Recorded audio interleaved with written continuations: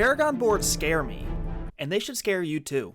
I'm so fucking scared right now! At the end of this video, I will give you my solution to this problem. The Diablo 4 developers just released another video explaining more of the endgame content and some of the customization that they have, and one of the big things that they talked about was the Paragon board system. Not only did they talk about it, but we actually got our first real view into how the Paragon system is going to work and some of the options you're going to have inside of that Paragon board. Now, one of the things that I was worried about was that everything in the Paragon board would be a fixed set for each one of the classes, and right now it appears to be so. It doesn't matter what you think! When you hit the corner of the board, up, down, left, or right, you get to choose another Paragon board in order to start making progress onto that side. You have a fixed number of Paragon boards that you are able to choose in order to make progress on. In the example that we have, there are 7 boards that the person can choose from. So with the starting board on top of that, that'll be 8 total boards that you can make progress on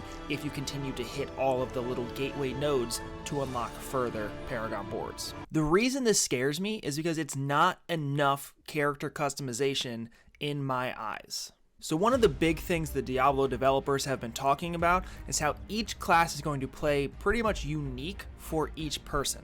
And one of the things that I've been worried about this whole time is that it wouldn't really flesh out that way. With a lot of ARPGs, there's a very defined meta, what the best build is, and people generally tend to stick to that. So most barbarians are going to go back and forth between 2 or 3 different styles of play.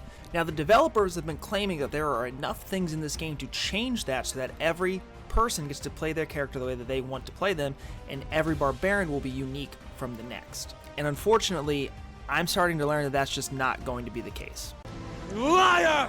In the beta, we had a look at all of the skills that the classes had, and there really weren't a lot of ways for you to change the skill to your playstyle. It was basically, here's an empower version of the skill, and then here's an extra effect on the skill tree itself. Basically, all Whirlwind Barbarians played the same way, and it was just what shouts did you take, and whether or not you used Wrath of the Berserker. But there was nothing that really differentiated one Whirlwind Barbarian from the other Whirlwind Barbarian. And one of the only ways that you could really individualize your class was with the passives on your skill tree. And passives aren't hardly ever felt or seen. They're not really noticed. It's just number adjustments. And number adjustments don't give classes or builds individual unique feels. It's just optimization. Do I hit harder? Do I survive a little bit longer? But that doesn't change the way it feels. A Whirlwind Barbarian and another Whirlwind Barbarian next to each other are going to look exactly the same, like they play the same exact way. So I held out hope for the Paragon system. They've been talking about the Paragon system, we didn't get to see it in the beta, and they said that this is going to be where most of your class unique identity is going to come from because of how you individually get to choose your path on the boards.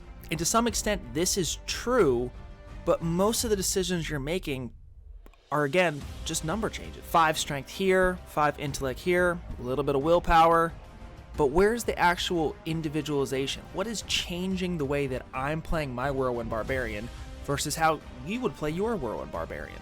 Now, they do have the glyphs that you can put into the Paragon board, which gives you a little bit of choice with what you're doing. And the rare nodes do give you some kind of a change. However, again, what we saw was it was mostly just number adjustments. Do more damage, get more crowd control, more life here. And because each class has a fixed number of Paragon boards to choose from, it's really just going to come down to which one gives you the most % damage, or which one gives you the most crowd control duration. I truly don't see this being enough customization to differentiate any of the builds from each other. You're either playing a Whirlwind Barbarian, a Frenzy Barbarian, maybe a long-ranged weapon thrower upheaval barbarian, and then that's it. Those are really all of your choices besides a couple passive skills here and there. On top of that, the legendary power system, again, for the most part, is number adjustments. Now, I will say, with the legendary powers so far, we have seen certain legendary powers that change the way a skill works. I'm just worried that there's not going to be enough of those that change a skill and differentiate the way that a build plays. For example, there was a legendary power that when you were whirlwinding, and I know I keep going back to whirlwind, it pulls the enemies towards you. This changes the way that the skill functions. It doesn't do any more damage, doesn't have any less fury cost, cooldown, none of that stuff. It changes fundamentally the way that Whirlwind works. It makes it easier to clump groups of enemies up for you. It's much better for trash mobs to clear them faster. What if there was a legendary power that instead of grouping the enemies together towards you, as you were whirlwinding, you would periodically use the weapon throw skill to throw axes or swords or whatever outwards towards other enemies. So as you are spinning, you are throwing axes out that are going to hit other enemies. This again would fundamentally change the way that Whirlwind works, and it would give you AoE damage. However, this would also be more effective against single targets like bosses.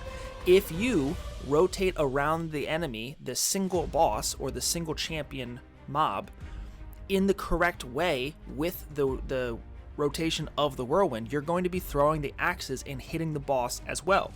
This will increase your single target DPS as well as giving you AoE damage. The way that the other legendary power, did not give you additional AoE damage, but it made it easier to hit many enemies at the same time. One would be a little bit more focused towards elite and bosses, one would be more focused towards trash clearing and dungeon clears. Right now, I just don't feel like there are enough meaningful choices for me to make that I am truly playing the character that I want to play, or differentiating my Whirlwind Barbarian from anybody else's Whirlwind Barbarian. That scares me. Now, I do have more in-depth thoughts on the Barbarian specifically, and if this interested you, you should check out this video over here.